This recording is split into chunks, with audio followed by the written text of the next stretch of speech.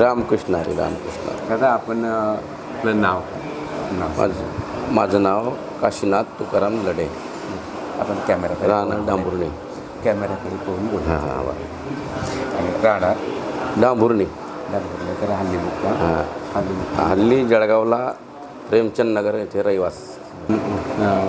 वारकरी संप्रदायाचे प्रसार आणि प्रसार आणि समोर जे विद्यार्थी बघणार आहेत यांच्यामध्ये थोडीफार प्रेरणा व्हावी की चला बा आपण सुद्धा या मार्गाला यावं, हा एक उद्देश आहे. बरोबर. आणि या दृष्टिकोनातून आपण माझ्याशी बोलायचं. हां, त्या दृष्टीने मी तुम्हाला आधी तुमची ओळख मागेल. आता तुमचं शालेय शिक्षण कुठे झालं आहे? माझं शालेय शिक्षण 10वी.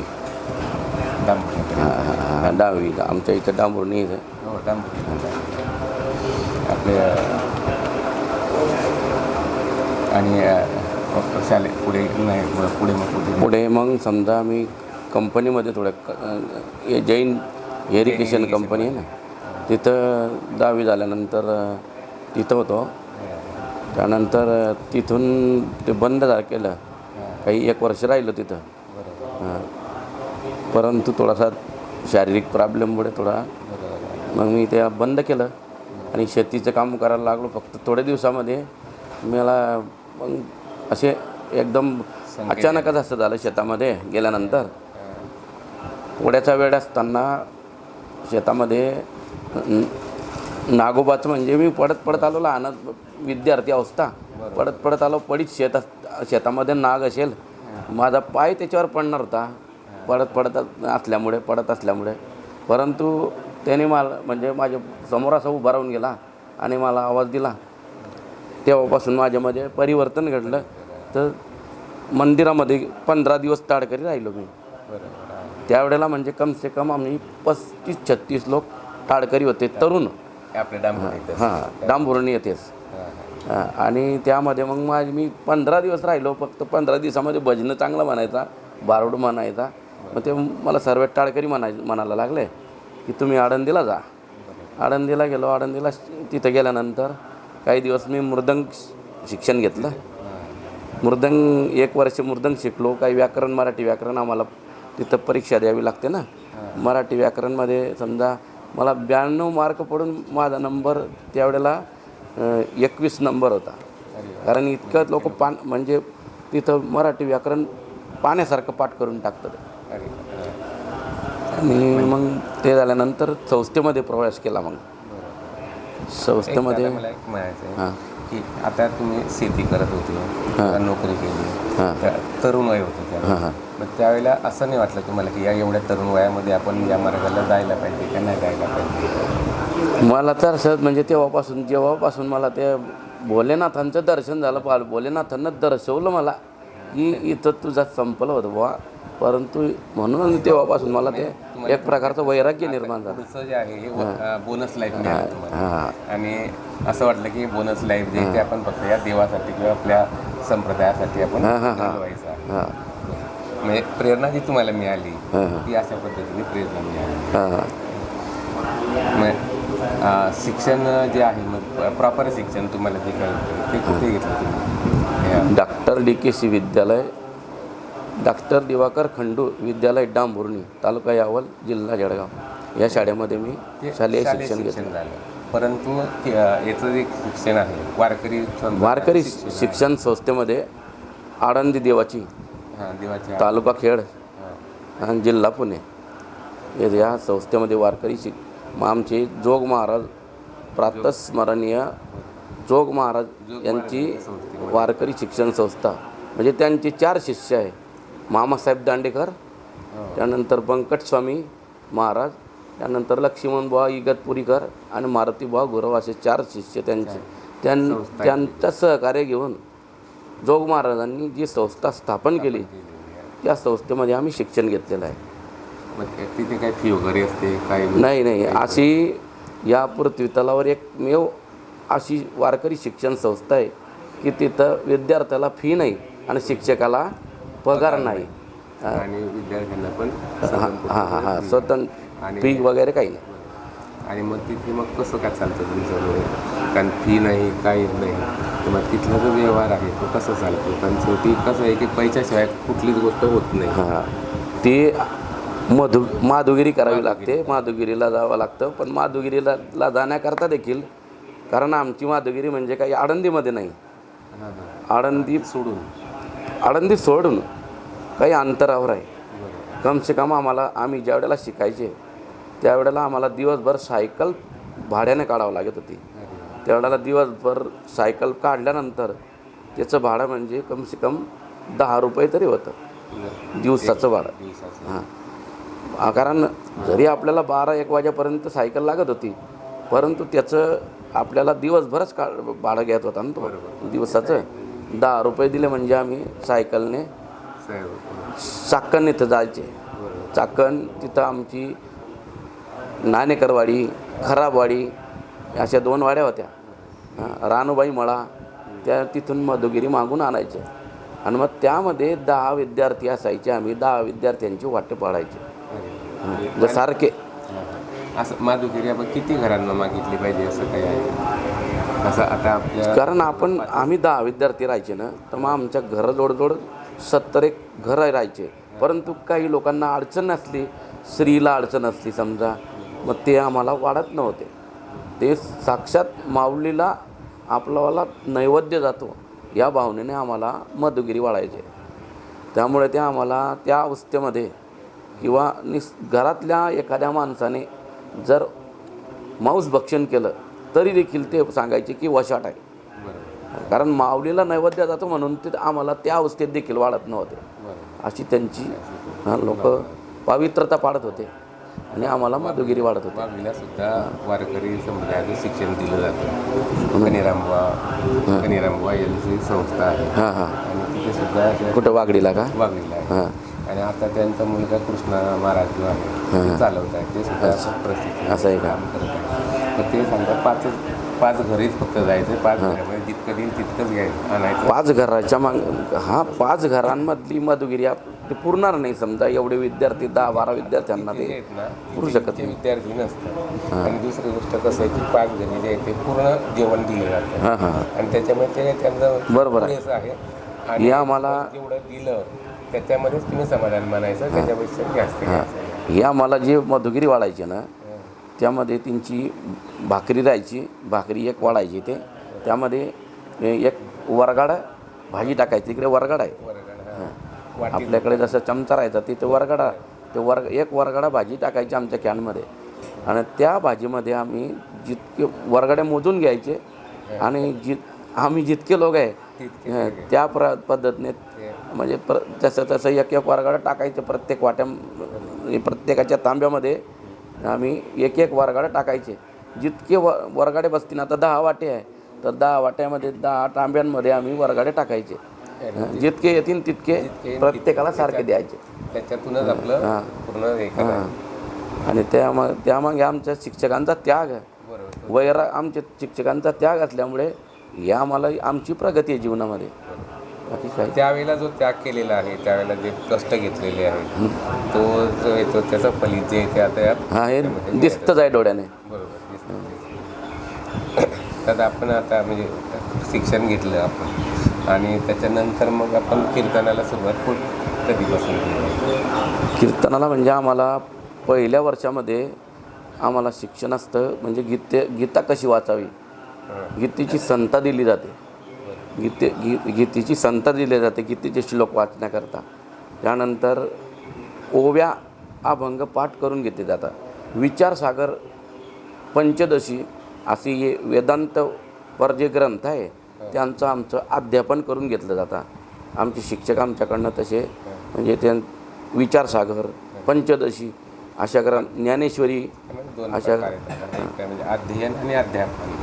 अध्ययन म्हणजे शिकणे आणि अध्यापन म्हणजे शिक्षण देणे. मग आपण दोन्ही काम करत होते नाही त्यावेळेला आम्ही ग्रहण करायचं, अध्ययन करत होतो. आणि मग अध्यापनाचं काम जे आहे ते आपण कितव्या वर्षामध्ये आहे? 4थं वर्ष झाल्यानंतर अध्यापनाचं काम करायला लागलो.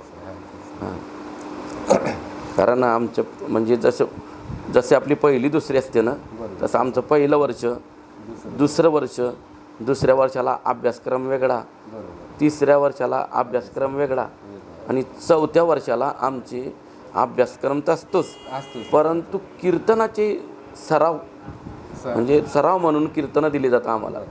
मग ते कीर्तन सरावचे कीर्तन, त्यानंतर परीक्षा, तोंडी परीक्षा आणि प्रॅक्टिकल परीक्षा हां हां असे प्रकार आहेत. तसंच तुमचं म्हणजे आता लेखी परीक्षा होती, तोंडी परीक्षा होती, प्रॅक्टिकल म्हणजे प्रत्यक्ष तुम्ही सादरीकरण. बरोबर आहे. सादरीकरण जे आपलं ते 4थ्या वर्ष पूर्ण झाल्यावर की 4थ्या वर्षातच करणार? 4थ्या वर्षामध्ये सुरुवात होऊन जाते ना. 4थ्या वर्षामध्ये प्रॅक्टिकलचे जे कीर्तन आहे ना आमचे, आम्हाला प्रॅक्टिस म्हणून पहिले कीर्तन करावं लागतं. हां, आज समजा प्रत्येक वर्षातून पहिल्या नंबरपासून आज पहिल्या नंबरचं कीर्तन, तर दुसरा नंबर, तिसरा नंबर असे क्रमशीर 40 विद्यार्थी असले तर 40 क्रम. हां, तर मग ते वर्ष होईन तोपर्यंत 2-2, 3-3 कीर्तन जरी आले विद्यार्थ्यांवर एक म्हणजे त्याची काय होती ती प्रॅक्टिस होते. आणि मग ऐकतात ते पण प्रत्येकाचं दिवाण घेऊन चालू असतं. प्रॅक्टिस सराव झाल्यानंतर मग शेवटी त्यांची परीक्षा घेतली जाते. परीक्षेमध्ये लेखी असते का? हां परीक्षेमध्ये कीर्तन करावं लागतं. कारण आपण कसा अभ्यास केला त्या परीक्षेमध्ये समजतं त्यावेळेला. हां, कारण अभ्यास केला 12 महिने ते केव्हा समजतं? शेवटी समज. कारण हा आपला अभ्यास आहे जीवनाचा, आणि जीवनभर आपण परमार्थ केला. कीर्तन करतो आणि समोरचे ऐकणारे जे आहेत त्याच्यावरती आपला प्रभाव किती पडतो ते महत्त्वाचं. हां बरोबर आहे. तर मग ते सांगतात की आपले तुमचं कीर्तन चांगलं झालं, कसं झालं. हां बरोबर तशा पद्धतीनं तुम्ही त्यांचा हे घेतात का? म्हणजे असं आता तुमचं कीर्तन झालं, ते ऐकणारे जे आहेत त्यांना असं विचारलं जातं का की यांचं कसं झालं, म्हणजे काय चुका झाल्या? नाही, आमचे शिक्षक असतात, ते आपण परीक्षा घेणारे पण आमचे शिक्षक असतात. ते कीर्तन ज्या वेळेला कीर्तन परीक्षेचे कीर्तन सुरू असताना ते 40 मिनिटाचं कीर्तन असतं. परीक्षेचं कीर्तन 40 मिनिटामध्ये काय सांगायचं आहे त्या अभंगावर आपल्याला अभंग दिलेला असता. जे 6 अभंग दिलेले असतात त्यांनी, ते 6 अभंगांमधला आपल्यावर समजा ते त्या 6 अभंगांपैकी आपल्याला ते 6 अभंगावरचं चिंतन आपल्याला बसवूनच ठेवावं लागतं. आणि त्यानंतर मग ते शिक्षक लोक आम्हाला सांगतात की या अभंगावर तुम्हाला आता कीर्तन करावं लागेल परीक्षेच्या वेळेला. त्यावेळेला मग आम्हाला त्या 6 अभंगांपैकी जो सांगितला त्या अभंगावर तिथं कीर्तन करावं लागतं. मग त्यामध्ये ते मार्क ते देत असतात. मार्क पण देतात. त्यावेळेला कसं की हे पण सांगितलं त्यांना किंवा तुमच्या चुका कुठे कुठे झालेल्या आहेत की त्या चुका दुरुस्त व्हाव्या किंवा पुढच्या वेळेला त्या चुका होऊ नयेत म्हणून असं मार्गदर्शन पण केलं जातं. मार्गदर्शन पण करताना ते नाही कसं आहे की पुढच्या याच्यामध्ये त्या चुका होऊ नये. ती सराव परीक्षा म्हणजे सराव असतो ना, प्रॅक्टिकल असते ना, त्यावेळेला शिकवतात ते. परीक्षेच्या वेळेला परीक्षेला ते काही बोलत नाही, फक्त ते मार्क देतात आणि त्या मार्कानुसार आम्हाला नंबर देतात. पहिला नंबर, दुसरा नंबर, तिसरा नंबर असा ते काढत असतात. आता आपण प्रत्यक्ष तुम्ही जेव्हा आपल्या गावांमध्ये किंवा कीर्तन करायला लागला तर त्यावेळेला पहिलंच कीर्तन तुम्ही कुठे केले? पहिलंच कीर्तन समजा मी पहिलं कीर्तन पंढरपूरच्या मठावर केलं. आपल्या पंढरपूरला झेंडूजी महाराज मठ आहे ना, इथं पहिलं कीर्तन केलं. आमच्या शास्त्री महाराजांच्या आज्ञेने पहिलं कीर्तन केलं. काय अनुभव असेल तुम्हाला, कसं पहिलाच अनुभव? हा पहिलं म्हणजे कसं पब्लिक, पंढरपूरला पब्लिक भरपूर असते, त्यामुळे थोडंसं नवीन माणूस आहे थोडासा पब्लिक बघून थोडंसं दचकून देखील जातो. परंतु तरी देखील आपण, कारण आपल्याला गायन विषय असल्यामुळे लोकांमध्ये उभं राहण्याची धाडस होतं आपलं.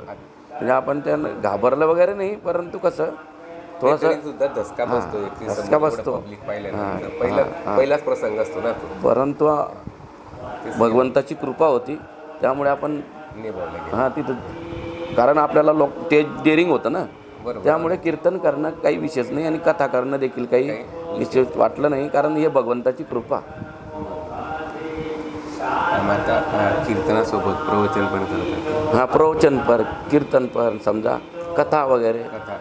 आणि तिथं कथा वगैरे करायचं शिकवतं नाही, ही कथा आपल्याला, कारण आपल्याला अभ्यास करावा लागतो.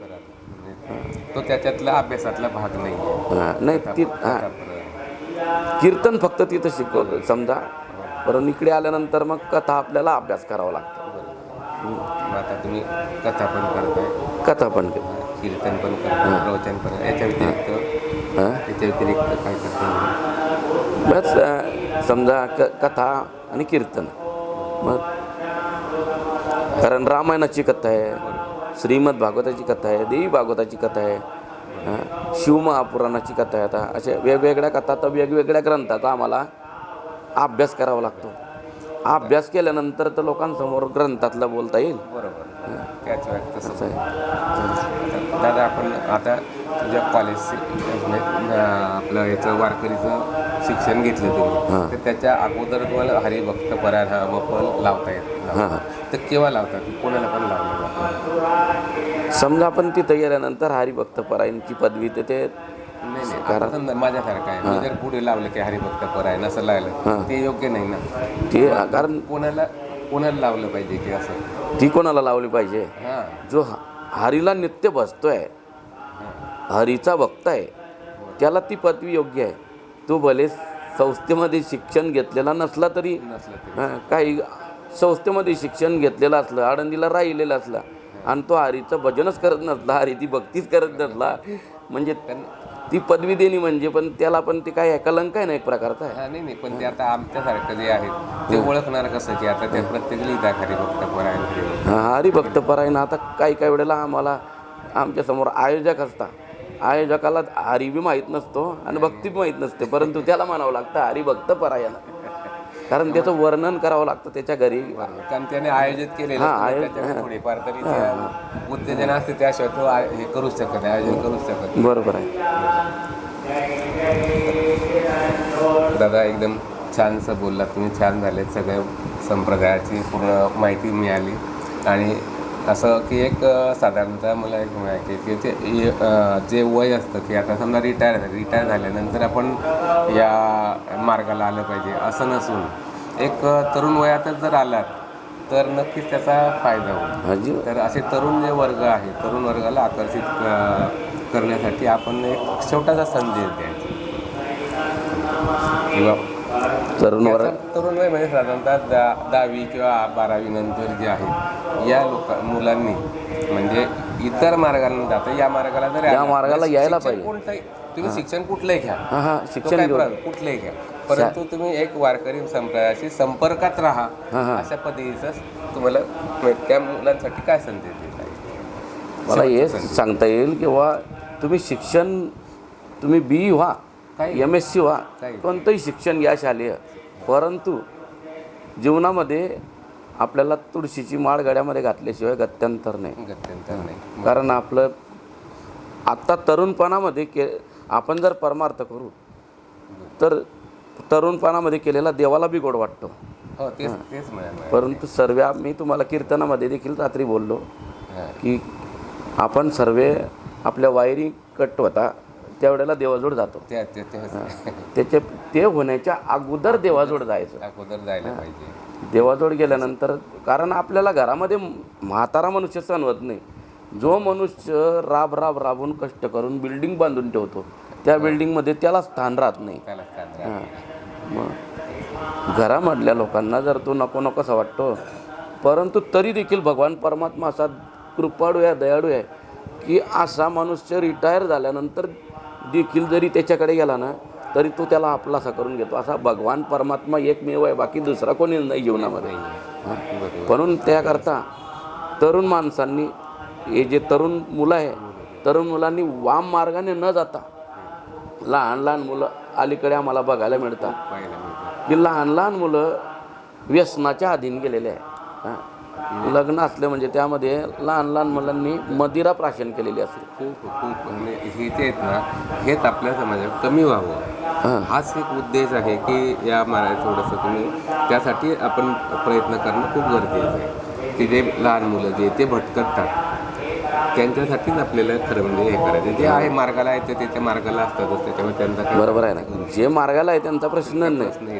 जे नाही आहेत तर ते आपल्याकडे कसं येतील? आता हे आपलं ते कसे येतील म्हणजे आता ते आपण आणायचा प्रयत्न त्यांना सांगून देखील ते येणार नाही. ज्यांना यायचं नाही ते येणारच नाही. काही माणसं याच्या विरुद्ध आहे परंतु विरोध करण्यापेक्षा माझं एक म्हणणं आहे, मानवी जीवनाचं सार्थक्य होईल तुम्ही जर भगवान परमात्म्याची भक्ती करसाल तर होईल. आणि हा जो देह आहे हा वारंवार मिळणारा नाही. कारण याची देही घडे आणि मानवाचं शरीर मिळाल्यानंतर याच देहाने आपल्याला भजन करता येतं. हे ज्ञान दुसऱ्या देहामध्ये नाही. याची देही घडे देवाचे भजन आणि काही ज्ञान नाही कोठे. अनेक प्रकारच्या योनी निर्माण केल्या आहे बघा, मुंगीपासून तर ब्रह्मदेवापर्यंत हे सर्व तुमच्या आमच्यासारखे जीव आहे. परंतु मुंगी, बैल, कुत्रा, गाढव यांना देवाची भक्ती करण्याचं ज्ञान आहे का? एकादशी सोमवार करण्याचं ज्ञान आहे? हे कोण करू शकतो? फक्त मानवच करू शकतो. म्हणून हा मानवी शरीर जे आपल्याला दिलं आहे भगवंताने, ते म्हणजे आपल्या जीवनाचं कल्याण करून घेण्याकरता दिलेलं आहे. तरुण माणसं इकडे यायला पाहिजे आपल्याला वाटतं. म्हणूनच मी रात्री बोललो की सप्ताह करण्यापेक्षा, आता हे गावामध्ये आमचा सप्ताह आहे, आपला सप्ताह झाला तेव्हापासून जवळजवळ आमच्या गावातला सप्ताह कितवा असेल तर 3रा आणि अजून परत 2 सप्ते आहे. मी म्हणतो इतके सप्ते होण्यापेक्षा प्रत्येक सप्त्यामध्ये 50 माणसांनी जरी तरुण मुलांनी माळ टाकली, तुळशीची माळ, आणि निर्व्यसनी जीवन झालं तर त्यांच्या जीवनाचं सार्थक झालं आणि यांच्या सप्त्याच्या पैशांचं देखील सार्थक झालं. रामकृष्ण. रामकृष्ण. अतिशय छान मुलाखत दिली आपण आणि अतिशय दिलखुलास आपण बोलला, त्याबद्दल धन्यवाद. रामकृष्ण.